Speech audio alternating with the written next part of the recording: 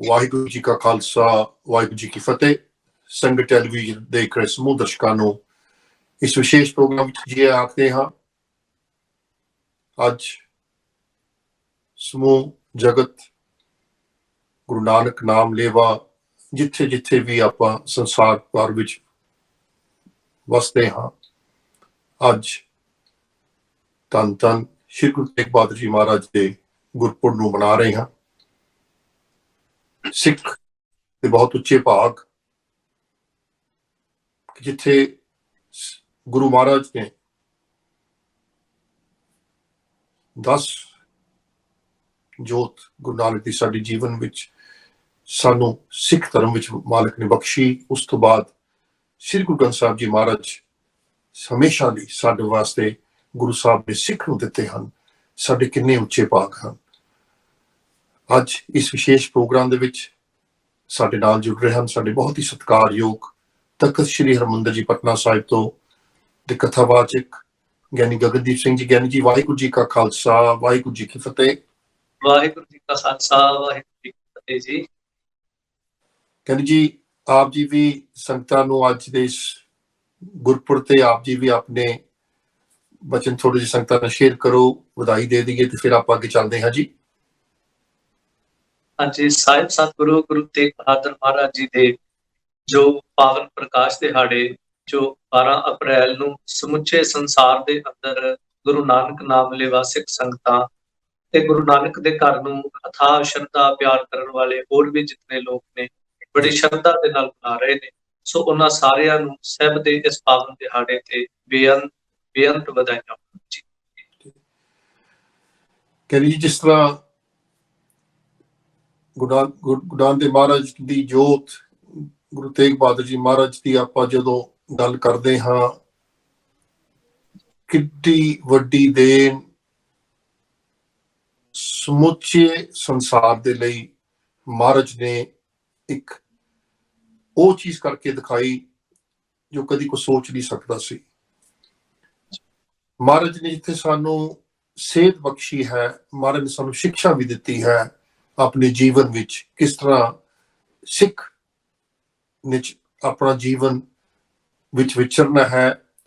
ਥੋੜੀ ਜਿਹੀ ਆਪ ਜੀ ਪਹਿਲਾਂ ਮਹਾਰਾਜ ਜੋ ਸਾਨੂੰ ਸੇਧ ਬਖਸ਼ੀ ਹੈ ਉਸ ਤੇ ਥੋੜੀ ਜਿਹੀ ਆਪ ਜੀ ਸੰਗਤਾਂ ਨਾਲ ਸਾਂਝ ਪਹੁੰਚੀ ਜੀ। ਬਿਲਕੁਲ, ਧੰਨ ਗੁਰੂ ਨਾਨਕ ਦੇਵ ਮਹਾਰਾਜ ਜੀ ਤੋਂ ਜਦੋਂ ਪ੍ਰਾਰੰਭਤਾ ਹੁੰਦੀ ਹੈ ਤੇ ਗੁਰੂ ਨਾਨਕ ਦੇਵ ਪਾਤਸ਼ਾਹ ਜੀ ਨੇ ਸਿੱਖ ਨੂੰ ਜਿਸ ਮਾਰਗ ਦਾ ਪਾਂਧੀ ਬਣਾਇਆ, ਅਸੀਂ ਇੰਝ ਕਹਿ ਸਕਦੇ ਹਾਂ ਕਿ ਜਿਵੇਂ ਇੱਕ ਮਕਾਨ ਦੀ ਉਸਾਰੀ ਹੁੰਦੀ ਹੈ ਤੇ ਉਹਦੀ ਨੀਂਹ ਰੱਖੀ ਜਾਂਦੀ, ਫਿਰ ਸਹਿਜੇ ਸਹਿਜੇ ਉਹਦੀ ਦੀਵਾਰ ਉਤਾਂਹ ਚੁੱਕੀ ਜਾਂਦੀ, ਫਿਰ ਛੱਤ ਤੇ ਪਹੁੰਚਿਆ ਜਾਂਦਾ, ਫਿਰ ਬਨੇਰਿਆਂ ਤੱਕ ਪਹੁੰਚਿਆ ਜਾਂਦਾ। ਇਸ ਸਾਰੀ ਇਮਾਰਤ ਨੂੰ ਮੁਕੰਮਲ ਕਰਨ ਦੇ ਵਿੱਚ ਕਈ ਮਿਸਤਰੀ, ਕਈ ਜਿਹੜੇ ਮਜ਼ਦੂਰ ਨੇ ਉਹਨਾਂ ਦੇ ਹੱਥ ਲੱਗ। ਸੋ ਇਸੇ ਤਰ੍ਹਾਂ ਮੈਂ ਸਮਝਦਾ ਜੋ ਸਿੱਖੀ ਦੀ ਇਮਾਰਤ ਹੈ, ਧੰਨ ਗੁਰੂ ਨਾਨਕ ਦੇਵ ਮਹਾਰਾਜ ਜੀ ਨੇ ਨੀਂਹ ਰੱਖੀ, ਸਾਹਿਬ ਗੁਰੂ ਅੰਗਦ ਦੇਵ ਮਹਾਰਾਜ ਜੀ ਦੇ ਮੁਬਾਰਕ ਹਸਤ ਕਮਲ ਲੱਗੇ, ਗੁਰੂ ਅਮਰਦਾਸ ਪਾਤਸ਼ਾਹ ਜੀ ਦੇ ਮੁਬਾਰਕ ਹਸਤ ਕਮਲਾਂ ਦੀ ਸ਼ੋਭ ਪ੍ਰਾਪਤ ਹੋਈ। ਸੋ ਇੰਜ ਇਹ ਇਮਾਰਤ ਜਿਹੜੀ ਹੈ ਉਸ ਛੱਤ ਤੱਕ ਪਹੁੰਚਦੀ ਹੈ ਜਿੱਥੇ ਧੰਨ ਸਤਿਗੁਰੂ ਗੁਰੂ ਤੇਗ ਬਹਾਦਰ ਮਹਾਰਾਜ ਜੀ ਜਾ ਕੇ ਮੁਕੰਮਲ ਕਰਦੇ। ਫਿਰ ਗੁਰੂ ਗੋਬਿੰਦ ਸਿੰਘ ਮਹਾਰਾਜ ਜੀ ਇੱਕ ਬਨੇਰੇ ਕਰਕੇ ਇਹਨੂੰ ਸੰਪੂਰਨ ਰੂਪ ਜਿਹੜਾ ਉਹ ਦਿੰਦੇ ਨੇ। ਪਰ ਜਦੋਂ ਗੁਰੂ ਨਾਨਕ ਦੇਵ ਮਹਾਰਾਜ ਜੀ ਤੋਂ ਪ੍ਰਾਰੰਭਤਾ ਹੁੰਦੀ ਤੇ ਸਤਿਗੁਰੂ ਵੀ ਸਿੱਖ ਨੂੰ ਸਿੱਖ ਸ਼ਬਦ ਦੇ ਨਾਲ ਸੰਬੋਧਨ ਕਰਕੇ ਇੱਕ ਉਸ ਮਾਰਗ ਦਾ ਪਾਂਧੀ ਬਣਾਉਂਦੇ ਨੇ ਜਿੱਥੇ ਸਾਰੀ ਜ਼ਿੰਦਗੀ ਸਿੱਖ ਆਪਣੇ ਅਖੀਰਲੇ ਸਾਹ ਤੱਕ ਜਿੱਥੇ ਗੁਰੂ ਤੋਂ ਸਿੱਖੇਗਾ, ਉੱਥੇ ਸੰਸਾਰ ਦੇ ਵਿੱਚ ਤੇ ਸੰਸਾਰ ਦੇ ਨਾਲ ਨਾਲ ਸਭ ਤੋਂ ਵੱਡੀ ਗੱਲ ਸਿੱਖ ਨੂੰ ਆਪਣੇ ਆਪ ਤੋਂ ਸਿੱਖਣਾ। ਕਿਉਂਕਿ ਸੰਸਾਰ ਦੇ ਵਿੱਚ ਬੜੀਆਂ ਕਿਤਾਬਾਂ ਨੇ, ਪਰ ਜੇ ਸਭ ਤੋਂ ਅਸਲੀਅਤ ਦੇ ਵਿੱਚ ਪੁੱਛਿਆ ਜਾਵੇ ਤੇ ਮੈਂ ਇਹ ਸ਼ਬਦ ਕਹਿਣਾ ਹੁੰਦਾ, ਸਾਡੀ ਜਿਹੜੀ ਆਪਣੀ ਜ਼ਿੰਦਗੀ ਹੈ ਇਹਦੇ ਵਰਗੀ ਤੇ ਇਸ ਤੋਂ ਵੱਡੀ ਕਿਤਾਬ ਸ਼ਾਇਦ ਦੁਨੀਆ ਤੇ ਕੋਈ ਨਹੀਂ। ਦੁਨੀਆ ਦੀਆਂ ਜਿਤਨੀਆਂ ਵੀ ਕਿਤਾਬਾਂ ਹੈ ਉਹ ਇੱਕ ਵਾਰ ਛਪ ਗਈਆਂ, ਉਸ ਤੋਂ ਬਾਅਦ ਸਮਾਂ ਪਾ ਕੇ ਉਹਨਾਂ ਦੇ ਵਿੱਚ ਕੋਈ ਬਦਲਾਵ ਹੋਇਆ। ਜੋ ਸਾਡੀ ਜ਼ਿੰਦਗੀ ਦੀ ਕਿਤਾਬ ਹੈ ਇਹ ਹਰ ਛਿਨ ਹਰ ਸੈਕਿੰਡ ਇਹ ਨਵੀਂ ਹੈ। 1 ਸੈਕਿੰਡ ਪਹਿਲਾਂ ਇਹਦੇ ਵਿੱਚ ਹੋਰ ਸੀ, 1 ਸੈਕਿੰਡ ਬਾਅਦ ਇਹਦੇ ਵਿੱਚ ਫਿਰ ਵੱਧ। ਤਾਂ ਸਿੱਖ ਨੇ ਜਿੱਥੇ ਗੁਰੂ ਸਾਹਿਬ ਤੋਂ ਸਿੱਖਣਾ ਹੈ ਉੱਥੇ ਆਪਣੀ ਜ਼ਿੰਦਗੀ ਨੂੰ ਵੀ ਹਰ ਵਕਤ ਸਵੈ ਪੜਚੋਲ ਕਰਨੀ, ਆਪਣੇ ਆਪ ਨੂੰ ਜਾਣਨਾ ਹੈ, ਆਪਣੇ ਸਰੂਪ ਨੂੰ ਪਹਿਚਾਨਣਾ ਹੈ। ਸੋ ਇਹ ਗੁਰੂ ਨਾਨਕ ਦੇਵ ਮਹਾਰਾਜ ਜੀ ਨੇ ਸਾਨੂੰ ਸਿਖਾਇਆ ਤੇ ਇਸੇ ਤਰ੍ਹਾਂ ਚੱਲਦਿਆਂ ਜਦੋਂ ਅੱਜ ਆਪਾਂ ਗੱਲ ਕਰੀਏ ਧੰਨ ਗੁਰੂ ਤੇਗ ਬਹਾਦਰ ਮਹਾਰਾਜ ਜੀ ਦੇ ਪਾਵਨ ਜੀਵਨ ਦੀ, ਜੀ। ਤਾਂ ਗੁਰੂ ਤੇਗ ਬਹਾਦਰ ਮਹਾਰਾਜ ਜੀ ਦਾ ਜੋ ਪਾਵਨ ਜੀਵਨ ਸੰਮਤ ਦੇ ਦਰਮਿਆਨ 1678 ਸੰਮਤ ਦੇ ਦਰਮਿਆਨ ਜੋ ਵੱਖ-ਵੱਖ ਇਤਿਹਾਸਕਾਰਾਂ ਨੇ ਤਾਰੀਖ ਲਿਖੀ ਹੈ, ਜੀ। ਸੋ ਉਹ ਪਾਵਨ ਧਰਤੀ ਜੋ ਅੰਮ੍ਰਿਤਸਰ ਸਾਹਿਬ ਦੀ ਪਾਵਨ ਧਰਤੀ, ਜਿਸ ਨੂੰ ਸਾਹਿਬ ਗੁਰੂ ਗ੍ਰੰਥ ਸਾਹਿਬ ਪਾਤਸ਼ਾਹ ਅੰਦਰ ਸਿੱਖ ਬੜੇ ਅਕੀਦੇ ਬੜੀ ਸ਼ਰਧਾ ਨਾਲੇ ਬਚਨ ਪੜ੍ਹਦਾ ਹੈ, ਅੰਮ੍ਰਿਤਸਰ ਸਤਿਗੁਰ ਸਤਵਾਦੀ ਜਿਤ ਨਾਤਾ ਹੈ ਕਊਆ ਹੰਸ ਹੋ ਹੈ। ਜਦ ਬੜੇ ਪਿਆਰ ਦੇ ਨਾਲ ਸਿੱਖ ਸ਼ਬਦ ਪੜ੍ਹਦਾ ਹੈ, ਡਿਠੇ ਸਭੇ ਥਾਵ ਨਹੀਂ ਤੁਧ ਜਿਹਿਆ। ਸੋ ਉਹ ਪਾਵਨ ਧਰਤੀ ਤੇ ਧੰਨ ਗੁਰੂ ਤੇਗ ਬਹਾਦਰ ਮਹਾਰਾਜ ਜੀ ਦਾ ਪਾਵਨ ਅਵਤਾਰ ਸਾਹਿਬ ਸਤਿਗੁਰੂ ਗੁਰੂ ਹਰਗੋਬਿੰਦ ਪਾਤਸ਼ਾਹ ਮੀਰੀ ਪੀਰੀ ਦੇ ਮਾਲਕ ਦੇ ਗ੍ਰਹਿ ਵਿਖੇ ਸਤਿਕਾਰਯੋਗ ਮਾਤਾ ਨਾਨਕੀ ਜੀ ਦੀ ਪਾਵਨ ਕੁੱਖ ਤੋਂ ਹੋਇਆ। ਸੋ ਜਿਵੇਂ ਸਤਿਗੁਰਾਂ ਨੇ ਆਪਣੀ ਸਰੀਰਕ ਆਯੂ ਜਿਹੜੀ ਹੈ, ਜੋ ਪਹਿਲੇ ਸਰੀਰਕ ਸਵਾਸ ਤੋਂ ਪ੍ਰਾਰੰਭ ਕੀਤੀ, ਤੇ ਇੰਜ ਕਹਿ ਸਕਦੇ ਹਾਂ ਕਿ ਉਸੇ ਦਿਨ ਹੀ ਗੁਰੂ ਤੇਗ ਬਹਾਦਰ ਮਹਾਰਾਜ ਜੀ ਨੇ ਸਿੱਖਿਆ ਦੇਣੀ ਜਿਹੜੀ ਹੈ ਉਹ ਪ੍ਰਾਰੰਭ ਕਰ ਦਿੱਤੀ। ਕਿਉਂਕਿ ਜਦੋਂ ਇਤਿਹਾਸ ਪੜ੍ਹਦੇ ਗੁਰੂ ਹਰਗੋਬਿੰਦ ਮਹਾਰਾਜ ਜੀ ਜਾ ਕਰਕੇ ਸਿੱਖ ਆ ਕੇ ਖਬਰ ਦਿੰਦਾ ਹੈ, ਗੁਰੂ ਹਰਗੋਬਿੰਦ ਮਹਾਰਾਜ ਜੀ ਜਾ ਕਰਕੇ ਆਪਣੇ ਮੁਬਾਰਕ ਹਸਤ ਕਮਲਾਂ ਵਿੱਚ ਆਪਣੇ ਸਾਹਿਬਜ਼ਾਦੇ ਨੂੰ, ਜਿਨ੍ਹਾਂ ਦਾ ਨਾਮ ਤਿਆਗਮਲ ਕਰਕੇ ਵੀ ਉਸ ਵੇਲੇ ਰੱਖਿਆ ਗਿਆ, ਆਪਣੇ ਹਸਤ ਕਮਲਾਂ ਵਿੱਚ ਲੈਂਦੇ। ਤੇ ਇਤਿਹਾਸ ਦੇ ਵਿਦਵਾਨਾਂ ਦਾ ਮੰਨਣਾ ਹੈ ਉਸ ਦਿਨ ਬਹੁਤ ਛੋਟੀ ਜਿਹੀ ਸਰੀਰ ਦੀ ਆਯੂ ਆਰਬਲ ਹੈ, ਪਰ ਗੁਰੂ ਤੇਗ ਬਹਾਦਰ ਮਹਾਰਾਜ ਬੜੇ ਪਿਆਰ ਦੇ ਨਾਲ ਮੁਸਕਰਾਉਂਦੇ ਨੇ। ਜਿਵੇਂ ਧੰਨ ਗੁਰੂ ਨਾਨਕ ਦੇਵ ਮਹਾਰਾਜ ਜੀ ਦੇ ਆਗਮਨ ਦੀ ਗਾਥਾ ਆਪ ਜੀ ਸਰਵਣ ਕਰਦੇ ਹੋ। ਸੋ ਇੰਜ ਸਮਝਦੇ ਆ ਕਿ ਉਸ ਦਿਨ ਪਹਿਲੇ ਦਿਨ ਤੋਂ ਹੀ ਗੁਰੂ ਤੇਗ ਬਹਾਦਰ ਮਹਾਰਾਜ ਨੇ ਸਾਨੂੰ ਇਹ ਸਿਖਾਇਆ ਕਿ ਤੂੰ ਸੰਸਾਰ ਦੇ ਉੱਤੇ ਹੱਸਦਾ ਆ, ਤੇ ਜਦੋਂ ਵੀ ਤੈਨੂੰ ਕੋਈ ਮਿਲਦਾ ਉਹ ਭਾਵੇਂ ਤੇਰਾ ਆਪਣਾ ਹੈ ਭਾਵੇਂ ਪਰਾਇਆ ਹੈ, ਉਹਨੂੰ ਇੱਕ ਖੁਸ਼ੀ ਦੇ। ਤੇ ਜਿਸ ਦਿਨ ਤੂੰ ਸੰਸਾਰ ਤੋਂ ਜਾਵੇਂ ਉਸ ਦਿਨ ਵੀ ਕੋਸ਼ਿਸ਼ ਕਰ ਤੇਰੇ ਜਾਣ ਤੋਂ ਬਾਅਦ ਵੀ ਸੰਸਾਰ ਦੀ ਝੋਲੀ ਵਿੱਚ ਕੋਈ ਖੁਸ਼ੀ ਪਵੇ, ਕੋਈ ਦਾਤ ਪਵੇ। ਜਿਵੇਂ ਕਸ਼ਮੀਰੀ ਪੰਡਤਾਂ ਦੀ ਝੋਲੀ ਵਿੱਚ ਗੁਰੂ ਤੇਗ ਬਹਾਦਰ ਮਹਾਰਾਜ ਨੇ ਖੁਸ਼ੀ ਪਾਈ, ਉਹਨਾਂ ਦੇ ਜੀਵਨ ਦੀ ਰੱਖਿਆ ਹੋਈ, ਹਿੰਦੁਸਤਾਨ ਦੀ ਰੱਖਿਆ ਹੋਈ, ਇੱਕ ਖੁਸ਼ੀ ਪਾਈ। ਸੋ ਇਸੇ ਤਰ੍ਹਾਂ ਗੁਰੂ ਤੇਗ ਬਹਾਦਰ ਮਹਾਰਾਜ ਦੇ ਜੀਵਨ ਦਾ ਜਦੋਂ ਪ੍ਰਾਰੰਭ ਹੁੰਦਾ ਹੈ ਤੇ ਬਾਬਾ ਗੁਰਦਿੱਤਾ ਜੀ ਦੇ ਵਿਆਹ ਦੇ ਕਾਰਜ ਦੀ ਜਦੋਂ ਆਪਾਂ ਘਟਨਾ ਪੜ੍ਹਦੇ ਹਾਂ ਕਿ ਬਰਾਤ ਦੇ ਵਿੱਚ ਗੁਰੂ ਤੇਗ ਬਹਾਦਰ ਮਹਾਰਾਜ ਜੀ ਨਾਲ ਨੇ, ਤਾਂ ਛੋਟੀ ਜੀ 4 ਸਾਲ ਦੀ ਉਮਰ ਹੈ, ਤੇ ਕੀ ਦੇਖਦੇ ਵੀ ਇੱਕ ਬੱਚਾ ਜਿਸ ਦੇ ਗਲ ਵਿੱਚ ਵਸਤਰ ਨਹੀਂ ਹਨ, ਆਪਣੇ ਗਲ ਵਿੱਚ ਪਹਿਨੇ ਹੋਏ ਬੜੇ ਸੋਹਣੇ ਵਸਤਰ ਗੁਰੂ ਤੇਗ ਬਹਾਦਰ ਮਹਾਰਾਜ ਜੀ ਉਹਦੇ ਗਲ ਵਿੱਚ ਪਹਿਨਾਉਂਦੇ ਨੇ। ਸਿਰਫ 4 ਸਾਲ ਦੀ ਉਸ ਉਮਰ ਦੇ ਵਿੱਚ ਵੀ ਸਤਿਗੁਰੂ ਜੀ ਇੱਕ ਐਸੇ ਦਰਦਬੰਦ ਨੇ ਕਿ ਉਸ ਦੇ ਦਰਦ ਨੂੰ ਮਹਿਸੂਸ ਕਰ ਰਹੇ ਨੇ।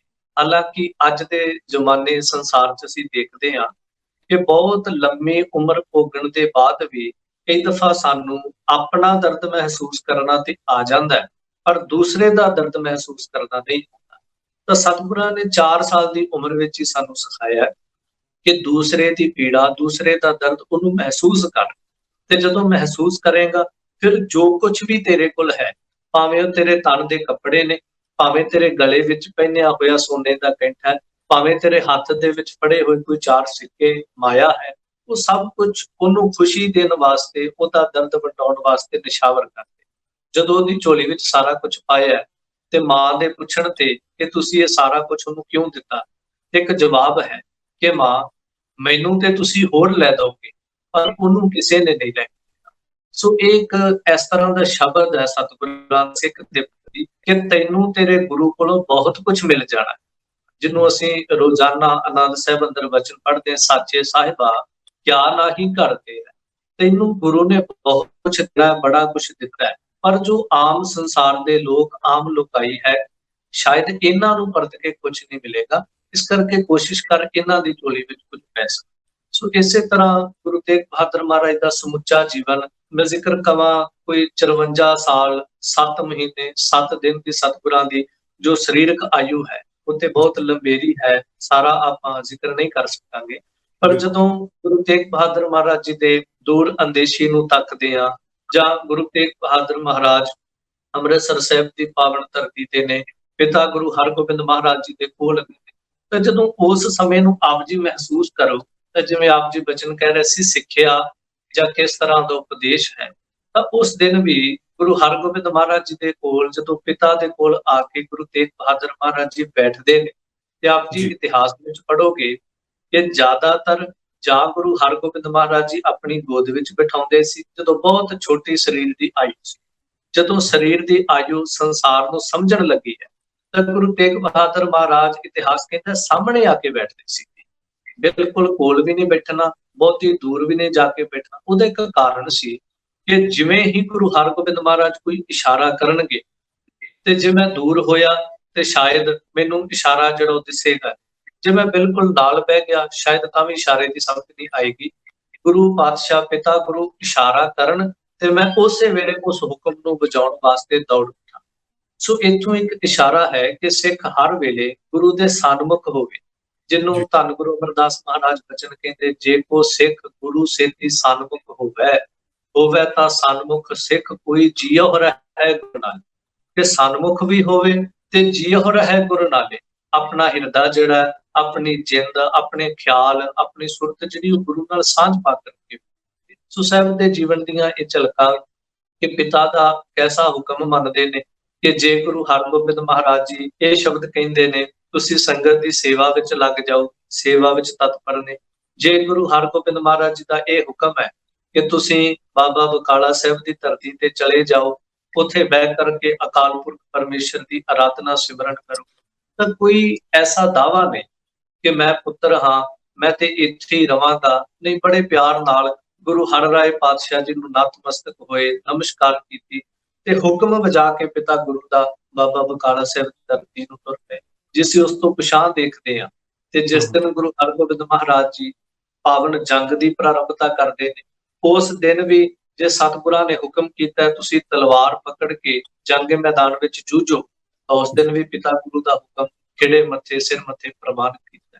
ਸੋ ਇੰਜ ਗੁਰੂ ਸਾਹਿਬ ਦਾ ਇਹ ਜਿਹੜਾ ਜੀਵਨ ਹੈ, ਜੋ ਮੈਂ ਨਾਚੀਜ਼ ਸਮਝਾ ਕਿ ਹਰ ਇੱਕ ਕਦਮ ਤੇ ਹਰ ਇੱਕ ਘਟਨਾ ਦੇ ਵਿੱਚੋਂ ਸਿੱਖ ਨੂੰ ਇੱਕ ਸਿੱਖਿਆ ਹੈ।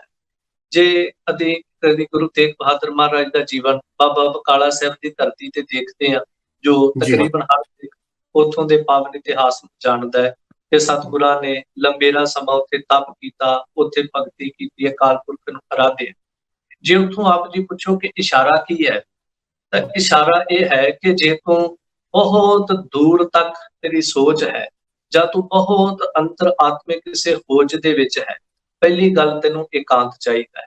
ਤੇ ਉਹ ਇਕਾਂਤ ਇੱਕ ਤੇ ਘਰ ਦੇ ਵਿੱਚ ਰਹਿ ਕਰ, ਜਿਹਨੂੰ ਗੁਰੂ ਗੋਬਿੰਦ ਸਿੰਘ ਪਾਤਸ਼ਾਹ ਦੇ ਬਚਨਾਂ ਵਿੱਚ ਆਪਾਂ ਸ਼ਬਦ ਪੜ੍ਹਦੇ ਹਾਂ, ਮਨ ਸੇ ਸਦਨ ਸਭੈ ਕਰ ਸਮਝੋ ਮਨ ਹੀ ਮਾਹੇ ਉਦਾਸਾ।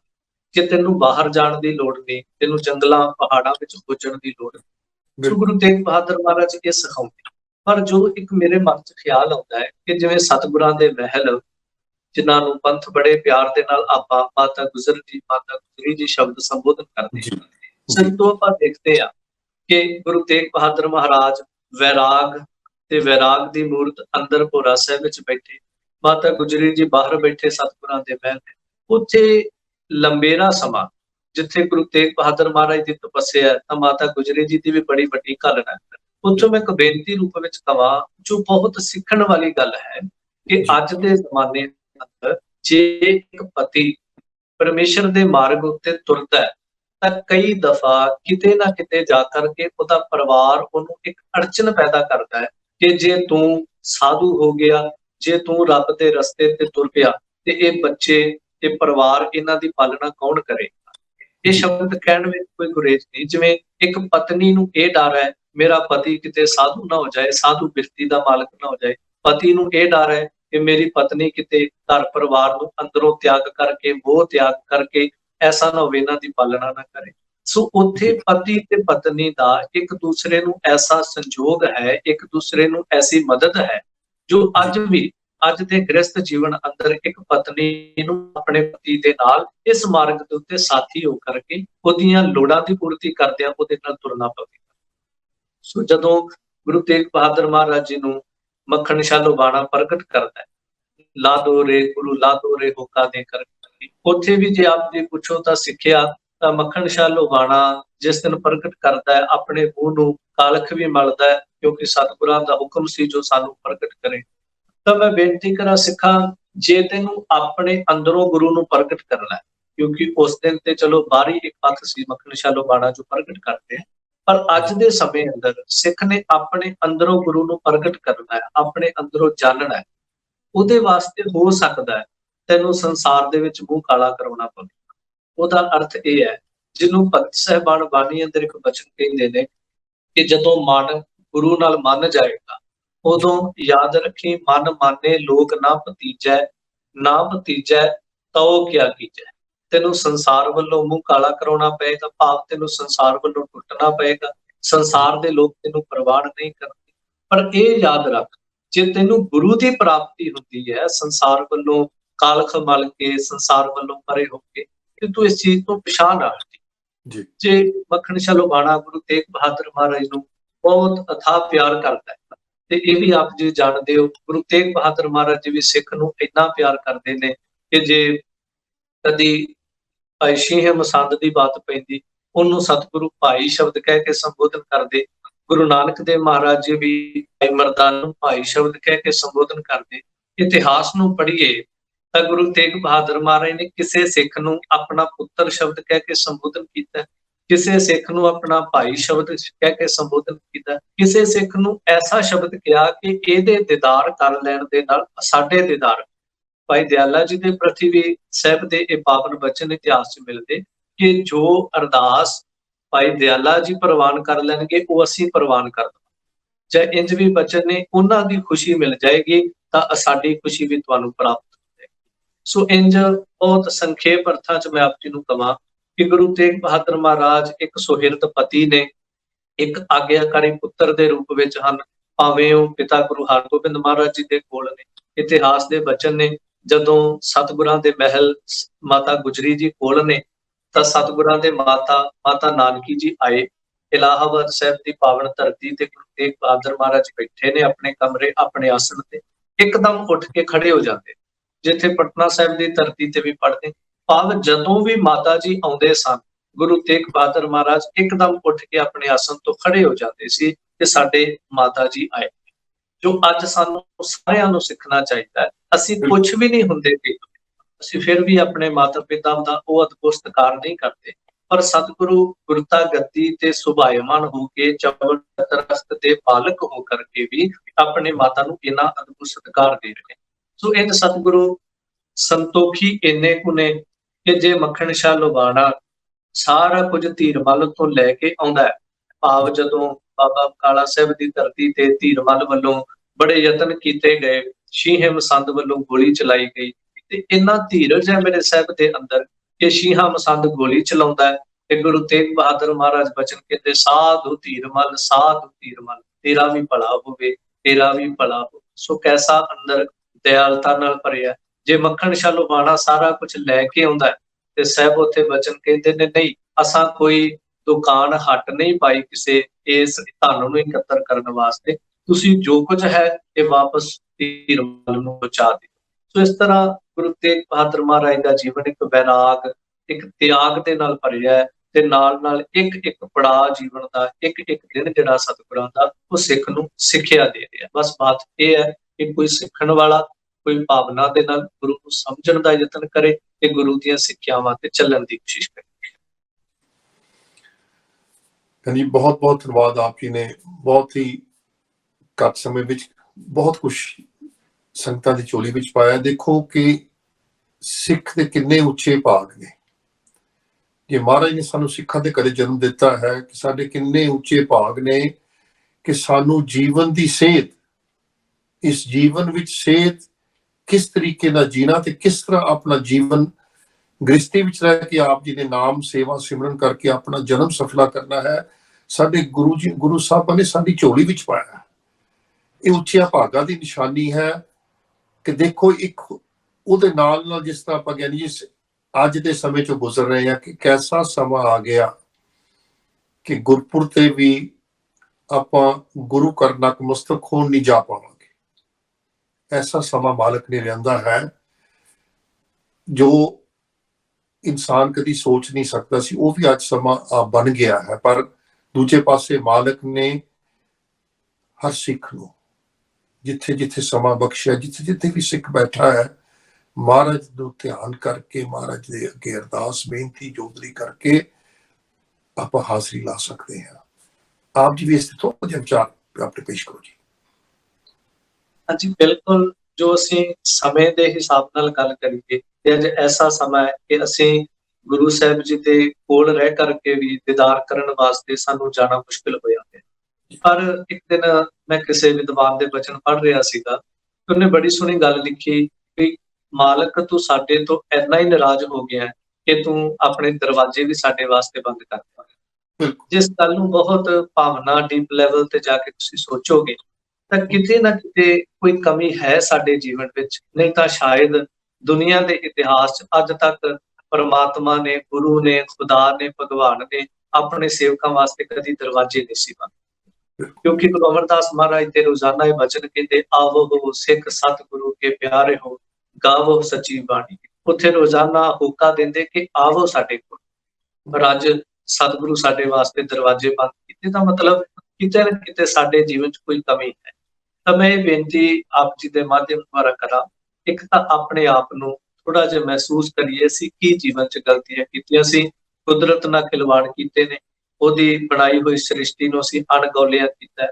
ਅਸੀਂ 84 ਲੱਖ ਜੂਨਾਂ ਦੇ ਸਰਦਾਰ ਹੋਣ ਦਾ ਕਿਤੇ ਜ਼ਿਆਦਾ ਫਾਇਦਾ ਤਾਂ ਨਹੀਂ ਚੁੱਕਿਆ ਕਿ ਅਸੀਂ ਇਸ ਚੀਜ਼ ਨੂੰ ਇਸ ਤਰ੍ਹਾਂ ਮੰਨ ਕੇ ਬਹਿ ਗਏ ਕਿ ਹੁਣ 84 ਲੱਖ ਜੂਨਾਂ ਤੇ ਮੇਰੀ ਸਰਦਾਰੀ, ਮੈਂ ਜਿਵੇਂ ਮਰਜ਼ੀ ਕਰਾਂ, ਜਿਹਨੂੰ ਮਰਜ਼ੀ ਮਾਰ ਦੇਵਾਂ, ਜਿਹਨੂੰ ਮਰਜ਼ੀ ਖਾ ਲਵਾਂ, ਜਿਸ ਦੇ ਨਾਲ ਜਿਵੇਂ ਦਾ ਮਰਜ਼ੀ ਵਿਵਹਾਰ ਕਰ ਦੇਵਾਂ। ਜੇ ਅਸੀਂ ਪਰਮਾਤਮਾ ਨੂੰ ਪਿਆਰੇ ਆ ਤੇ ਉਹਦੀ ਬਣਾਈ ਸਾਰੀ ਸ੍ਰਿਸ਼ਟੀ ਉਹਨੂੰ ਪਿਆਰੀ ਹੈ। ਕਿਉਂਕਿ ਸਾਹਿਬ ਦੇ ਬਚਨ ਪੜ੍ਹਦੇ, ਇਹੋ ਜਗ ਸੱਚੇ ਕੀ ਹੈ ਕੋਠੜੀ, ਸੱਚੇ ਕਾ ਵਿਸ਼ਵਾਸ, ਇਹ ਸਾਰਾ ਸੰਸਾਰ ਉਹਦਾ, ਸਾਨੂੰ ਹੱਕ। ਸੋ ਇੱਕ ਪਾਸੇ ਇਹ ਵੀ ਪੱਖ ਹੈ ਕਿ ਸ਼ਾਇਦ ਅਸੀਂ ਕਿਤੇ ਨਾ ਕਿਤੇ ਆਪਣੀਆਂ ਗਲਤੀਆਂ ਜਿਹੜੀਆਂ ਉਹ ਕੀਤੀਆਂ ਭੁਗਤ ਰਹੇ ਹਾਂ। ਦੂਸਰਾ ਪੱਖ ਜੋ ਆਪ ਜੀ ਕਹਿ ਰਹੇ ਗੁਰੂ ਦੇ ਦਰਸ਼ਨ ਕਰਨ ਵਾਸਤੇ, ਦੇਖੋ ਇੱਕ ਤਾਂ ਸਿੱਖ ਦੇ ਅੰਦਰ ਤਾਂਘ ਹੋਵੇ ਤੇ ਇੰਨੀ ਕੁ ਤੰਗ ਹੋਵੇ ਕਿ ਜੇ ਅਸੀਂ ਕਦੀ ਭਾਈ ਗੋਂਦੇ ਦਾ ਇਤਿਹਾਸ ਪੜ੍ਹਦੇ ਹਾਂ ਕਿ ਭਾਈ ਗੋਂਦੇ ਦੇ ਨੇਤਰ ਬੰਦ ਨੇ ਤੇ ਜਿਉਂ ਅੰਮ੍ਰਿਤ ਵੇਲੇ ਤੋਂ ਚੌਕੜਾ ਵੱਜਦਾ ਹੈ, ਸ਼ਾਮ ਤੱਕ ਭਾਵਨਾ ਨਾਲ ਗੁਰੂ ਕੇ ਚਰਨ ਪਕੜ ਕੇ ਬੈਠਾ ਹੈ। ਸੋ ਜੇ ਸਰੀਰਕ ਤੌਰ ਤੇ ਅਸੀਂ ਗੁਰੂ ਤੱਕ ਨਹੀਂ ਜਾ ਰਹੇ ਤਾਂ ਮੈਂ ਬੇਨਤੀ ਕਰਾਂ, ਹਰ ਸਿੱਖ ਜਿਵੇਂ ਰੋਜ਼ਾਨਾ ਗੁਰੂ ਦੇ ਦੀਦਾਰ ਕਰਦਾ ਸੀ, ਉਸੇ ਤਰ੍ਹਾਂ ਆਪਣੇ ਘਰੇ ਬੈਠ ਕੇ ਗੁਰ ਕੀ ਮੂਰਤ ਮਨ ਮਹਿ ਧਿਆਨ, ਗੁਰ ਕੈ ਸ਼ਬਦ ਮੰਤਰ ਮਨ ਮਾਨ, ਇਸ ਤਰ੍ਹਾਂ ਬਹਿ ਕਰਕੇ ਗੁਰੂ ਕੇ ਦੀਦਾਰ ਕਰੇ। ਕਿਉਂਕਿ ਗੁਰੂ ਅੰਗ ਸੰਗ ਹੈ, ਗੁਰੂ ਸਾਡੇ ਅੰਦਰ ਹੈ, ਗੁਰੂ ਸਾਡੇ ਨਾਲ ਹੈ, ਗੁਰੂ ਬਾਹਰ ਹੈ, ਹਰ ਥਾਂ ਦੇ ਉੱਤੇ ਉਹ ਸਮਾਇਆ ਹੈ। ਤਾਂ ਸਮੇਂ ਦੀ ਨਜ਼ਾਕਤ ਨੂੰ ਸਮਝਦੇ ਹਾਂ, ਇਸ ਵੇਲੇ ਸਾਨੂੰ ਆਪਣੇ ਆਪ ਵਿੱਚੋਂ ਗੁਰੂ ਕੇ ਦੀਦਾਰ ਕਰਨੇ ਚਾਹੀਦੇ। ਜਾਂ ਇੱਕ ਬਚਨ ਆਪ ਜੀ ਨੂੰ ਕਵਾਂ, ਜਿਵੇਂ ਗੁਰੂ ਗੋਬਿੰਦ ਸਿੰਘ ਮਹਾਰਾਜ ਜੀ ਨੇ ਕਿਤੇ ਸਿੱਖਾਂ ਨੂੰ ਇਹ ਸ਼ਬਦ ਕਿਹਾ, ਤੁਸੀਂ ਆਪਣੇ ਕੇਸਾਂ ਦੇ ਵਿੱਚ ਕੰਘਾ ਕਰੋਗੇ ਸਾਡੇ ਦੀਦਾਰ ਹੋਣ। ਕਿਤੇ ਸਤਿਗੁਰਾਂ ਨੇ ਕਿਹਾ ਸਾਡੇ ਸ਼ਸਤਰਾਂ ਦੇ ਦਰਸ਼ਨ ਕਰਿਓ ਸਾਡੇ ਦੀਦਾਰ ਹੋਣਗੇ। ਕਿਤੇ ਸਤਿਗੁਰਾਂ ਨੇ ਕਿਹਾ ਸਿੱਖ ਦੇ ਦਰਸ਼ਨ ਕਰਿਓ ਸਾਡੇ ਦੀਦਾਰ। ਇੰਝ ਸਮੇਂ-ਸਮੇਂ ਤੇ ਕਈ ਤਰੀਕੇ ਦਿੱਤੇ। ਸੋ ਆਪਣੇ ਕੇਸਾਂ ਚੋਂ ਵੀ ਗੁਰੂ ਕੇ ਦੀਦਾਰ ਕਰੀਏ, ਆਪਣੇ ਪਹਿਨੇ ਹੋਏ ਬਾਣੇ ਸ਼ਸਤਰਾਂ ਚੋਂ ਗੁਰੂ ਕੇ ਦੀਦਾਰ ਕਰੀਏ। ਅਤੇ ਜਦੋਂ ਕੋਈ ਪਿਆਰ ਵਾਲਾ ਸਿੱਖ ਮਿਲਦਾ ਉਹਨੂੰ ਗੁਰੂ ਸਰੂਪ ਜਾਣ ਕਰਕੇ ਉਹਦੇ ਚੋਂ ਵੀ ਕੋਸ਼ਿਸ਼ ਕਰੀਏ ਗੁਰੂ ਕੇ ਦੀਦਾਰ ਕਰਨ ਦੀ। ਤੇ ਯਾਨੀ ਜਿਸ ਤਰ੍ਹਾਂ ਬਹੁਤ ਗੁਰੂ ਤੇਗ ਬਹਾਦਰ ਪਾਤਸ਼ਾਹ ਦੀ ਬਹੁਤ ਵੱਡੀ ਜੋ ਹਿੰਦ ਦੀ ਚਾਦਰ ਦੀ ਦੇਣ ਆਪਾਂ ਕਹਿੰਦੇ ਹਾਂ ਕਿ ਉਸ ਸਮੇਂ ਤੇ ਕਿੰਨੀ ਵੱਡੀ, ਦੇਖੋ ਕਿ ਦੂਜੇ ਧਰਮਾਂ ਦੇ ਲਈ ਕਿੰਨਾ ਵੱਡੀ ਸਾਡੇ ਗੁਰੂ ਸਾਹਿਬਾਂ ਨੇ ਆਪਣੀ ਕੁਰਬਾਨੀਆਂ ਦਿੱਤੀਆਂ। ਆਪ ਜੀ ਥੋੜਾ ਜਿਹਾ ਉੱਤੇ ਵੀ ਚਾਨਣਾ ਪਾਓ ਕਿ ਦੇਖੋ ਕੈਸੀ ਗੁਰੂ ਮਹਾਰਾਜ ਦੀ ਬਖਸ਼ਿਸ਼ ਸੀ, ਕੈਸੀ ਉਹਨਾਂ ਦੀ ਹਰ ਦੁਖੀ ਦੇ ਲਈ ਕਿਸ ਤਰ੍ਹਾਂ ਗੁਰੂ ਮਹਾਰਾਜ ਦਾ ਇੱਕ ਆਪਣਾ ਪਹਿਲੂ ਸੀ ਕਿ ਜਿਸ ਐਂਗਲ ਤੋਂ ਗੁਰੂ ਮਹਾਰਾਜ ਸਾਰਿਆਂ ਦਾ ਭਲਾ ਚਾਹੁੰਦੇ ਸਨ। ਸਾਹਿਬ ਦੇ ਪਾਵਨ ਬਚਨ ਨੇ ਬਾਣੀ ਅੰਦਰ, ਜੋ ਸ਼ਰਨ ਆਵੈ ਤਿਸ ਕੰਠ ਲਾਵੈ ਇਹੋ ਬਿਰਧ ਸੁਆਮੀ ਸੰਦਾ। ਮਾਲਕ ਦਾ ਮੁੱਢ ਕਦੀਮਾ ਦਾ ਸੁਭਾਅ ਹੈ, ਜੋ ਉਹਦੀ ਸ਼ਰਨ ਵਿੱਚ ਆ ਗਿਆ ਉਹਨੂੰ ਮਾਲਕ ਨੇ ਆਪਣੀ ਗੱਲ ਵੱਖਰੀ ਵਿੱਚ ਲੈਣਾ। ਉਹ ਕਿਸ ਤਰ੍ਹਾਂ ਦਾ ਉਹਦੇ ਨਾਲ ਫਰਕ ਨਹੀਂ ਪੈਂਦਾ। ਜਿਵੇਂ ਬੱਚਾ ਭਾਵੇਂ ਲਿਬੜਿਆ ਹੋਇਆ ਆਵੇ ਤੇ ਭਾਵੇਂ ਸਾਫ਼ ਸੁਥਰਾ ਆਵੇ, ਮਾਂ ਦਾ ਸੁਭਾਅ ਉਹਨੂੰ ਗੱਲ ਵੱਖਰੀ ਵਿੱਚ ਲਵੇ। ਸੋ ਗੁਰੂ ਤੇਗ ਬਹਾਦਰ ਮਹਾਰਾਜ ਦੇ ਕੋਲ ਜੇ ਸਮੇਂ ਦੇ ਕਸ਼ਮੀਰੀ ਪੰਡਿਤ ਆਏ ਨੇ ਤਾਂ ਸਤਿਗੁਰਾਂ ਨੇ ਉਹਨਾਂ ਦਾ ਕੋਈ ਗੁਣ ਨਹੀਂ ਵੇਖਿਆ, ਕੋਈ ਔਗਣ ਨਹੀਂ ਤੱਕਿਆ ਵੀ ਇਹਨਾਂ ਦੇ ਵਿੱਚ ਔਗਣ ਕੀ ਹੈ ਜਾਂ ਇਹਨਾਂ ਦੇ ਵਿੱਚ ਗੁਣ ਕੀ ਹੈ। ਮਾਲਕ ਆਪਣੇ ਸੁਭਾਅ ਦੀ ਪ੍ਰਤੀਪਾਲਣਾ ਕਰ ਰਿਹਾ ਹੈ। ਜੋ ਸਰਨ ਆਵੇ ਤਿਸ ਕੰਠ ਲਾਵੇ ਇਹੋ ਬਿਰਧ ਸੁਆਮੀ ਸਨ।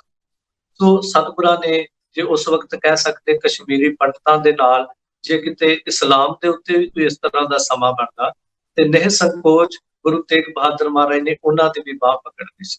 ਕਿਉਂਕਿ ਸਤਿਗੁਰੂ ਜੀ ਇੱਕ ਐਸੀ ਮਿੱਤਰਤਾ ਨਿਭਾਉਂਦੇ ਨੇ ਜੋ ਵਿਦਵਾਨਾਂ ਕਵੀਆਂ ਦੇ ਭੱਟਾਂ ਦੇ ਬਚਨ ਨੇ। ਇਹ ਤੇਗ ਬਹਾਦਰ ਬੋਲਿਆ ਧਰ ਪਈਐ ਧਰਮ ਨਾ ਛੋੜੀਐ, ਬਾਹ ਜਿਨ੍ਹਾਂ ਦੀ ਪਕੜੀਐ ਸਿਰ ਦੀਜੈ ਬਾਹ ਨਾ ਛੋੜੀਐ। ਤੋ ਜਦੋਂ ਇਸ ਦੁਨੀਆ ਦੇ ਇਤਿਹਾਸ 'ਚ ਕ੍ਰਿਸ਼ਨ ਜੀ ਅਤੇ ਸੁਦਾਮਾ ਜੀ ਦੀ ਮਿੱਤਰਤਾ ਦੀ ਬਾਤ ਪੈਂਦੀ ਹੈ, ਇਹ ਬੜੀ ਵੱਡੀ ਮਿੱਤਰਤਾ ਸੀ। ਪਰ ਮੈਂ ਸਮਝਦਾ ਉਹ ਮਿੱਤਰਤਾ ਕਿਤੇ ਨਾ ਕਿਤੇ ਸੰਸਾਰੀ ਲੈਵਲ ਤੱਕ ਸੀਮਤ ਸੀ।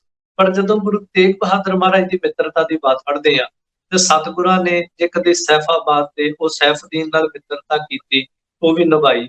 ਜੇ ਕਦੀ ਕਿਸੇ ਦੀ ਬਾਹ ਪਕੜ ਕੇ ਉਹਨੂੰ ਸ਼ਬਦ ਕਿਹਾ ਕਿ ਲਿਆਓ ਤੁਹਾਡੀ ਬਾਹ ਅਸੀਂ ਪਕੜਦੇ ਆ, ਤੇ ਆਪਣਾ ਸੀਸ ਦੇ ਕਰਕੇ ਵੀ ਉਸ ਮਿੱਤਰਤਾ ਨੂੰ ਨਿਭਾ ਦਿੱਤਾ। ਸੋ ਸਾਹਿਬ ਦੇ ਜੀਵਨ ਚੋਂ ਮੈਂ ਇਹ ਵੀ ਇੱਕ ਇਸ਼ਾਰਾ ਕਰਾਂ, ਅੱਜ ਦੇ ਸਮਾਜ ਅੰਦਰ ਜੋ ਸਾਡੀ ਦੋਸਤੀ, ਸਾਡੀ ਰਿਸ਼ਤੇਦਾਰੀ ਜਾਂ ਕਿਸੇ ਦੇ ਨਾਲ ਬਣਿਆ ਹੋਇਆ ਪਿਆਰ, ਜਿਹਨੂੰ ਅੱਜ ਆਪਾਂ ਇੱਕ ਸ਼ਬਦ ਕਹਿੰਦੇ ਖੂਨ ਚਿੱਟਾ ਹੋ ਗਿਆ, ਉਹ ਦੂਰ ਤੱਕ ਨਹੀਂ ਨਿਭਦਾ। ਪਰ ਜੇ ਅਸੀਂ ਗੁਰੂ ਤੇਗ ਬਹਾਦਰ ਮਹਾਰਾਜ ਦੇ ਇਤਿਹਾਸ ਦੁਹਰਾਉਂਦੇ ਆ, ਪੜ੍ਹਦੇ ਆ, ਤੇ ਮੈਂ ਕਹਿੰਦਾ ਅਸੀਂ ਕਿਸੇ ਦੇ ਨਾਲ ਜੇ ਕੋਈ ਦੋਸਤੀ, ਕੋਈ ਮਿੱਤਰਤਾ, ਕੋਈ ਗੁਰਸਿੱਖਾਂ ਵਾਲਾ ਸੰਬੰਧ ਬਣਾਉਂਦੇ ਆ ਤੇ ਯਤਨ ਕਰੀਏ ਉਹ ਬਿਲਕੁਲ ਪਾਕ ਪਵਿੱਤਰ ਹੋਵੇ, ਉਹ ਨਿਸਵਾਰਥ ਹੋਵੇ, ਉਹਦੇ ਵਿੱਚ ਕਿਸੇ ਤਰ੍ਹਾਂ ਦੀ ਕੋਈ ਮਲੀਨਤਾ, ਕੋਈ ਵਕਾਰ ਨਾ ਹੋਵੇ। ਤੇ ਅਰਦਾਸ ਕਰੀਏ ਸੰਸਾਰ ਦੇ ਨਾਲ ਜਿਤਨੇ ਸਾਡੇ ਸੰਬੰਧ ਨੇ ਬੜੇ ਸੋਹਣੇ ਸੁਚੱਜੇ ਤਰੀਕੇ ਨਾਲ ਤੋੜਦੇ ਜਾਣ। ਜੀ ਬਿਲਕੁਲ, ਆਪਾਂ ਗੁਰੂ ਮਹਾਰਾਜ ਅੱਗੇ ਇਹੀ ਅਰਦਾਸ ਕਰੀਏ ਕਿ ਸੱਚੇ ਪਾਤਸ਼ਾਹ ਸਾਡਾ ਜੀਵਨ ਵੀ ਜੋ ਹੈ, ਕਿਉਂਕਿ ਆਪਾਂ ਦੁਨਿਆਵੀ ਜੀਵ ਹਾਂ, ਖਿੰਨ ਖਿੰਨ ਭੁੱਲਣਹਾਰ ਹਾਂ, ਕਿ ਸੱਚੇ ਪਾਤਸ਼ਾਹ ਸਾਡੇ ਤੇ ਵੀ ਮਿਹਰ ਕਰੋ, ਬਖਸ਼ਿਸ਼ ਕਰੋ। ਜਿਸ ਤਰ੍ਹਾਂ ਆਪ ਜੀ ਕਹਿ ਰਹੇ ਸੀ ਕਿਤੇ ਨਾ ਕਿਤੇ ਭੁੱਲ ਹੋ ਜਾਂਦੀ ਹੈ, ਭੁੱਲ ਹੋਈ ਹੈ, ਸੱਚੇ ਪਾਤਸ਼ਾਹ ਆਪ ਜੀ ਨੇ ਮਿਹਰ ਕਰਨੀ ਹੈ, ਆਪ ਜੀ ਨੇ ਬਖਸ਼ਿਸ਼ ਕਰਨੀ ਹੈ। ਜਗਤ ਜਲੰਦਾ ਰੱਖ ਲੈ, ਆਪਣੀ ਕਿਰਪਾ ਤਾਰ, ਆਪ ਰਹਿਮਤ ਕਰੋ, ਬਖਸ਼ਿਸ਼ ਕਰੋ, ਦਇਆ ਕਰੋ, ਸਭਨਾਂ ਨੂੰ ਖੁਸ਼ੀਆਂ ਖੇੜੇ ਬਖਸ਼ੋ। ਇਹੀ ਆਪਾਂ ਅਰਦਾਸ ਕਰਨੀ ਹੈ। ਗਿਆਨੀ ਜੀ, ਆਪ ਤੋਂ ਸਮਾਂ ਵੀ ਥੋੜਾ ਜਿਹਾ ਘੱਟ ਰਹਿ ਗਿਆ ਹੈ, ਆਪ ਜੀ ਵੀ ਅੰਤ ਵਿੱਚ ਜ਼ਰੂਰ ਆਪਣੇ ਵਿਚਾਰ 5 ਮਿੰਟ ਲਈ ਹੋਰ ਪੇਸ਼ ਕਰੋ, ਫਿਰ ਆਪਾਂ ਸਮਾਪਤੀ ਵੱਲ ਜਾਣਾ ਹੈ ਜੀ। ਜੀ, ਸਾਹਿਬ ਗੁਰੂ ਤੇਗ ਬਹਾਦਰ ਮਹਾਰਾਜ ਦੇ ਜੋ ਪਾਵਨ ਪ੍ਰਕਾਸ਼ ਦਿਹਾੜੇ ਜੋ ਸਭਨਾਂ ਦੇ ਬੜੀ ਸ਼ਰਧਾ ਨਾਲ ਮਨਾਉਣੇ, ਤਾਂ ਮੈਂ ਇਹ ਬੇਨਤੀ ਕਰਾਂ ਗੁਰੂ ਤੇਗ ਬਹਾਦਰ ਮਹਾਰਾਜ ਦੇ ਜੀਵਨ ਵਿੱਚੋਂ ਜੋ ਸਾਹਿਬ ਨੇ ਪਾਵਨ ਬਾਣੀ ਵਿੱਚ ਉਪਦੇਸ਼ ਬਖਸ਼ਿਆ, ਚੇਤਨਾ ਹੈ ਤੋ ਚੇਤ ਲੈ, ਨਿਸ ਦਿਨ ਮੈਂ ਪ੍ਰਾਨੀ, ਛਿਨ ਛਿਨ ਆਉਦ ਬਿਹਾਤ ਹੈ, ਟੁੱਟੈ ਕੱਟ ਜਿਉ ਪਾਣੀ। ਜੇ ਸਮੇਂ ਦੇ ਹਿਸਾਬ ਨਾਲ ਵੀ ਗੱਲ ਕਰੀਏ ਕਿ ਜੋ ਇਸ ਵੇਲੇ ਰੋਗ ਚੱਲਿਆ, ਕੋਈ ਪਤਾ ਨਹੀਂ, ਰੱਬ ਨਾ ਕਰੇ ਕਿਸ ਵੇਲੇ ਸਰੀਰ ਨੂੰ ਜਕੜ ਲਵੇ ਤੇ ਇਹ ਸਰੀਰ ਦਾ ਸਫ਼ਰ ਜਿਹੜਾ ਪੂਰਾ ਹੋ ਜਾਵੇ। ਇਸ ਤੋਂ ਪਹਿਲਾਂ ਸਾਹਿਬ ਕਹਿੰਦੇ ਚੇਤਨਾ ਹੈ ਤਾਂ ਉਹ ਚੇਤ ਲੈ। ਗੁਰੂ ਤੇਗ ਬਹਾਦਰ ਮਹਾਰਾਜ ਦੀ ਇਸ ਪਾਵਨ ਬਾਣੀ ਦੇ ਵਿੱਚੋਂ ਜੀਵਨ ਨੂੰ ਸੇਧ ਦਈਏ, ਵੱਧ ਤੋਂ ਵੱਧ ਬਾਣੀ ਪੜ੍ਹੀਏ ਤੇ ਕੋਸ਼ਿਸ਼ ਕਰੀਏ ਕਿ ਜਿਹੜਾ ਸੰਸਾਰ ਜਗਤ ਜਲੰਦਾ ਹੈ, ਇਹਨੂੰ ਹਰ ਵਕਤ ਨਾਸ਼ਵਾਨ ਮਹਿਸੂਸ ਕਰਕੇ, ਇਹਨੂੰ ਮਿੱਥਿਆ ਮਹਿਸੂਸ ਕਰੀਏ। ਕੇਵਲ ਸ਼ਬਦਾਂ 'ਚ ਨਹੀਂ, ਇਹਨੂੰ ਆਪਣੇ ਜੀਵਨ ਵਿੱਚ ਇਹਨੂੰ ਪ੍ਰੈਕਟੀਕਲੀ ਲਿਆਈਏ ਕਿ ਇਹ ਜਿਤਨਾ ਕੁਛ ਦਿਸ ਰਿਹਾ, ਜੋ ਉਪਜਿਓ ਸੋ ਬਿਨਸ ਹੈ, ਪਰ ਉਹ ਅੱਜ ਕਹਿ ਕਾ। ਸੋ ਇਹ ਗੁਰੂ ਤੇਗ ਬਹਾਦਰ ਮਹਾਰਾਜ ਦੇ ਪਾਵਨ ਪ੍ਰਕਾਸ਼ ਦਿਹਾੜਿਆਂ ਦੀ ਸਾਡੀ ਸਹੀ ਖੁਸ਼ੀ ਹੋਏਗੀ ਜੋ ਸਾਨੂੰ ਗੁਰੂ ਤੋਂ ਮਿਲੇਗੀ ਕਿ ਅਸੀਂ ਵੈਰਾਗ ਤੇ ਤਿਆਗ ਨੂੰ ਜੀਵਨ ਵਿੱਚ ਧਾਰਨ ਕਰੀਏ ਤੇ ਆਪਣੇ ਆਪ ਨੂੰ ਪਹਿਚਾਨੀਏ ਤੇ ਉਸ ਮਾਰਗ ਤੇ ਆਂਦੀ ਬਣਨਾ। ਬਹੁਤ ਬਹੁਤ ਧੰਨਵਾਦ ਗਿਆਨੀ ਗਗਨ ਸਿੰਘ ਜੀ, ਆਪ ਜੀ ਦਾ, ਆਪ ਜੀ ਨੇ ਸਮਾਂ ਕੱਢਿਆ ਤੇ ਸੰਗਤਾਂ ਦੇ ਨਾਲ ਆਪ ਜੀ ਰੂਬਰੂ ਹੋਏ ਹੋ। ਦਿਲ ਦੀ ਗਹਿਰਾਈ ਚੋਂ ਆਪ ਦਾ ਬਹੁਤ ਬਹੁਤ ਧੰਨਵਾਦ ਕਰਦੇ ਹਾਂ। ਆਓ ਆਪਾਂ ਲਈਏ ਜੀ ਆਗਿਆ। ਵਾਹਿਗੁਰੂ ਜੀ ਕਾ ਖਾਲਸਾ, ਵਾਹਿਗੁਰੂ ਜੀ ਕੀ ਫਤਿਹ।